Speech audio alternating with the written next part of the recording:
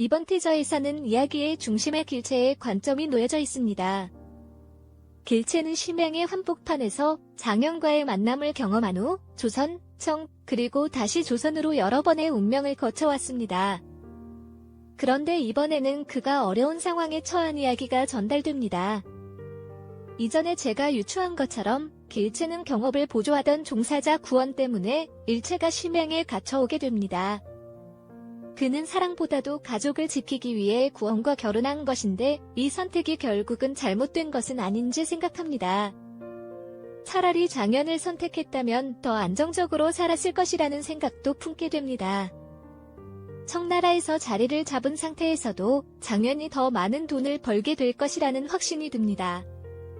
그리고 결국 길체는 자신이 예상한 것과는 정반대로 인생의 역경을 마주하게 되면서 심양까지 끌려오게 됩니다.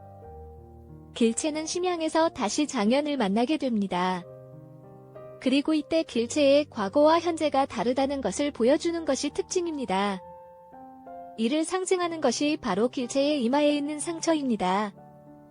청귀족 본부의 인물이 폭력을 휘둘러 상처를 입혔지만 이 상처를 굳이 남겨둘 필요는 없을 것 같습니다.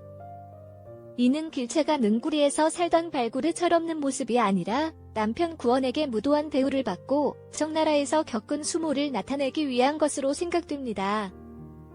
티저를 보면 다시 조선으로 돌아온 길체의 모습이 등장합니다. 그는 한복을 입고 비녀를 하고 있지만 그의 표정은 어둡고 이마의 상처는 여전히 남아 있습니다. 이는 길체의 내면적인 상처와 갈등을 보여주는 것으로 해석될 수 있습니다. 남편 구원이 길체를 버리는 상황은 펼쳐지지 않지만 아버지와 유교 등의 갈등은 예상됩니다. 유교의 등장은 연에게 있어 채가 세상에서 가장 귀하고 소중한 보물임에도 불구하고 병자호란으로 인한 비극적인 상황에서 강요된 엄격한 강상의 흐름을 나타냅니다. 결국 년은 사랑에도 균열이 생기는 상황에 처하게 됩니다. 길체의 입장에서는 아빠 때문에 자연도 버리고 살아남았지만 아버지에게 버림받는 불운한 처지에 놓이게 됩니다. 이러한 감정적인 갈등과 상처를 해결하려면 길체의 마음을 열어야 합니다. 하지만 심양에서는 길체가 자기를 위해 아무것도 하지 말라는 제약이 있었지만 조선에서는 상황이 달라질 것입니다. 그럼에도 불구하고 길체의 열정과 불타는 마음이 얼어붙은 마음을 녹여내는 과정이 흥미로워 보입니다.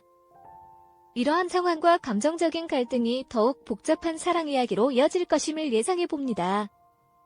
그리고 길체와 장현의 관계가 어떻게 풀릴지, 어떤 결말을 맞이할지에 대한 기대가 높아집니다.